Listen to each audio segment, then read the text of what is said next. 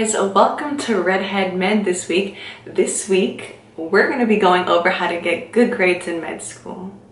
Alright, so the first thing, a lot of people might not know this, but most med schools are pass-fail, and so a lot of their candidates will be ranked against one another, so you guys could all have like really high grades such as 3.9s or 4.0s, but you could literally have a 3.9 and be the 100th person in your class. So that's how that system works. But my school uses the regular GPA system from 0 to 4.0, and with that, candidates are put into a percentile when it comes to their dean's letter. So that is one advantage of having the GPA system. I'm not really sure if other schools are going to transition into the GPA system, just because STEP announced at the beginning of this year that it's moving to a pass or fail test. So I don't know if med schools are going to move in that direction. So the way that our grades are made at my school is that we have an internal exam based off of the lectures that we had in class, and then an external exam based off of MBME board style questions. So the best way to get good grades is to realize what type of testing system your school uses. If they're only using internal exams, then we're gonna have to focus on how to effectively study for lecture. If they're using MBME exams, then we could focus on what type of testing banks we need to use for lessons. But if your school is using both, then go ahead and watch the entirety of this video. So to begin, most internal exams are written by your professors, and they're based off of your in-class lectures. And so with that, the best way to do well is to make sure you actually attend lecture and to take notes on what is not mentioned in the lecture. So for instance, the way that I take notes is that I use my iPad, and I use the app Notability. I find this app to be very useful because, for instance, there's a recording option, and you can import PDFs onto your iPad and just write over them, and just in case you cannot hear what your lecturer is saying, you can record it.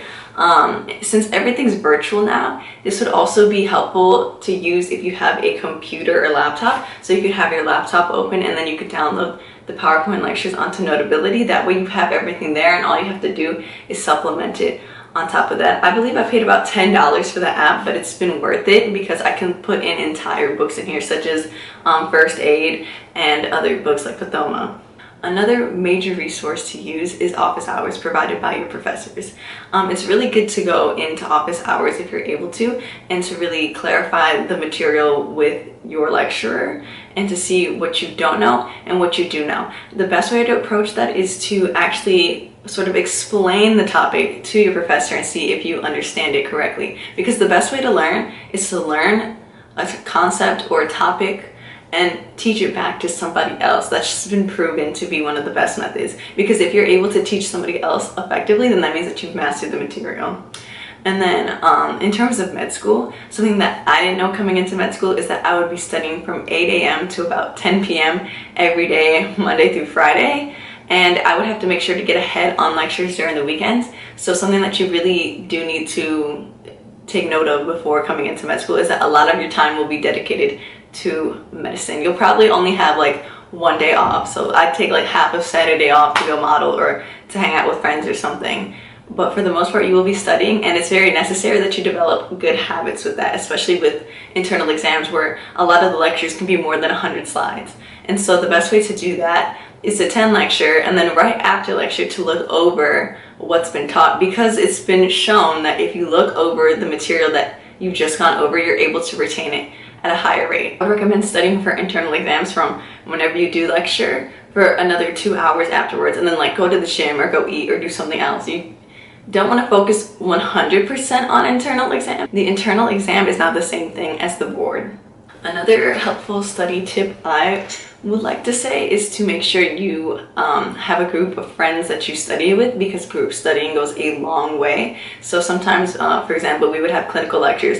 Like for instance, we would focus on like abnormal uterine bleeding, and sometimes, you know, I'd be able to catch on to like the Palm-Cohen part of it, or like a certain aspect of it, and then if there was something I missed, then my friend would be able to supplement that. Really bouncing back and forth off of each other really helps to clarify and solidify what you may or may not have known, and that goes back to teaching another person the material. Another study tip that's not really studying is to make sure you call your parents or call somebody every day to just have maybe like a 5-minute conversation with them, because you really want to make sure that your mental health is good to pass. I remember at the beginning of the first semester, I felt very overwhelmed, and my anxiety and all that overwhelmingness was really taking away from the time that I needed to study. So I found that calling my parents every night, just for like a little bit, like 4 minutes a day, really calms me down. It really helps me focus on the bigger picture, which is me passing med school and moving on from my didactic years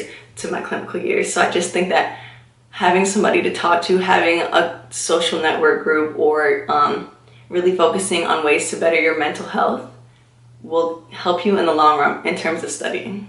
All right, so in terms of the internal exams, I see that the information that I provided in terms of studying for that was very general, just because it really varies from school to school. But what I found best was, again, using Notability, making sure I attended lectures, going to office hours, and talking about what we learned in lecture, and going over the material with a close group of friends, such as like 4 to 5 people. So that's my advice that I have for internal exams. A lot of you are probably out here lucky, going to a pass-fail school, so you don't really have to focus on that, but remember, you still have to pass. And sometimes passing at one school is a 70%, while at another school is 80%. So just really making sure that you study and get what you need to do done. All right, now on to studying for external exams, aka MBMEs. So I have found myself to historically do way better on the MBMEs. So while I would be getting, high 70s, 80s% on the internals, I would always get mid 80s on my MBME exams. So for that reason, I was a fan of them, because they really do reflect what you're going to see on the board.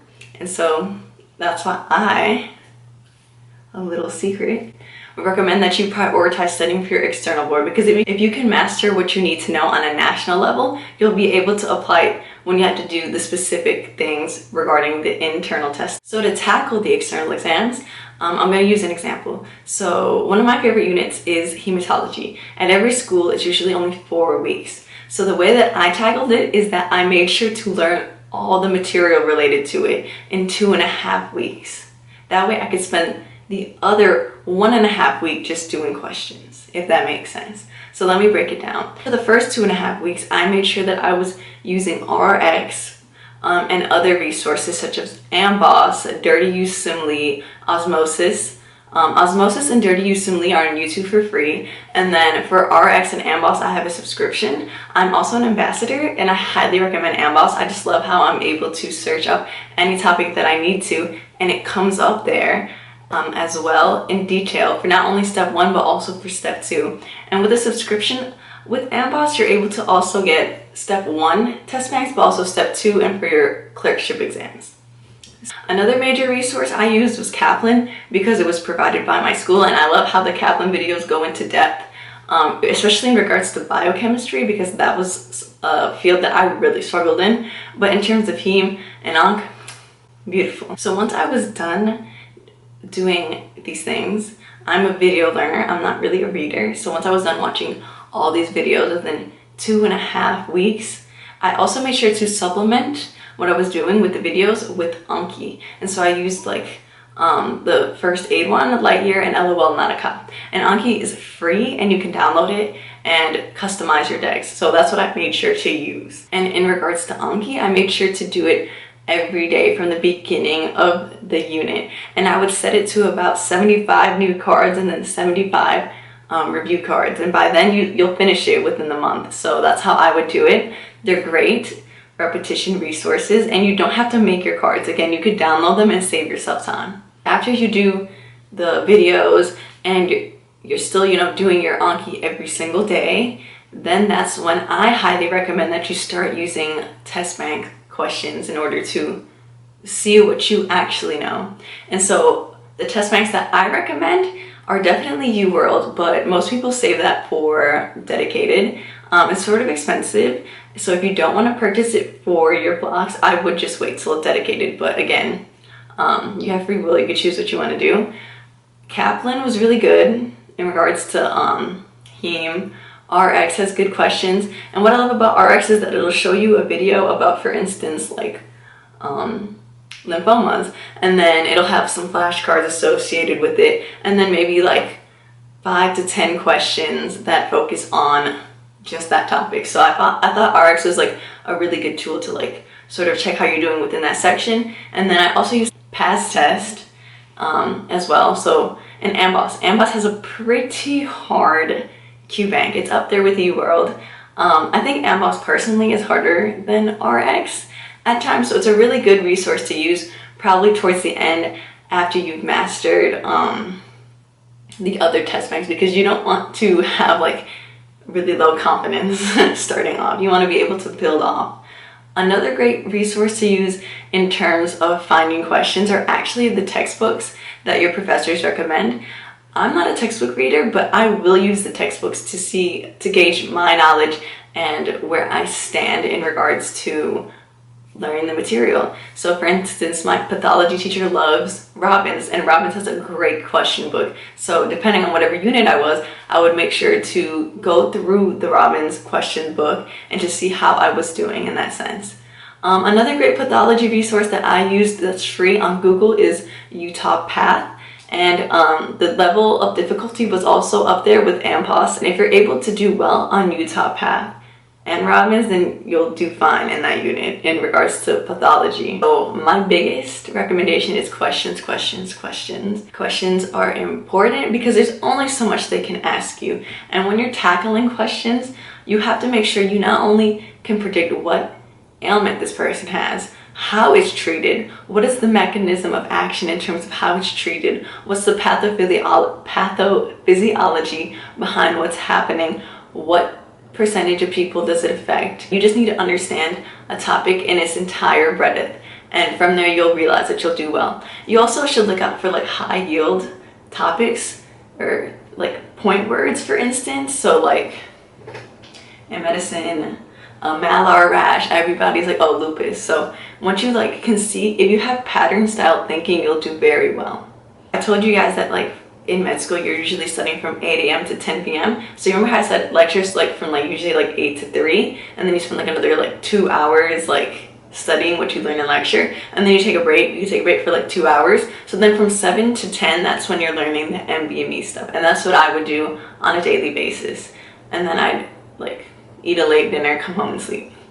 And that's how I did well. In regards to my journey, I didn't do that well in the beginning. I failed my first exam, but from there I saw a steady increase in my GPA to the point where last semester I got straight A's, including in my summer classes, which were 4th year classes.